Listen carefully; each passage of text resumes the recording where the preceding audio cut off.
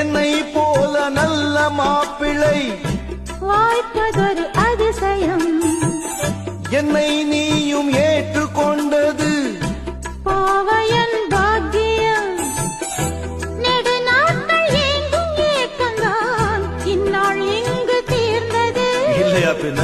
மங்கை செய்த பூர்வ புண்ணியம் மன்னன் வந்து சேர்ந்தது. ஓச்சிடா உன்னை பார்த்து நான் சொக்கி போகிறேன்.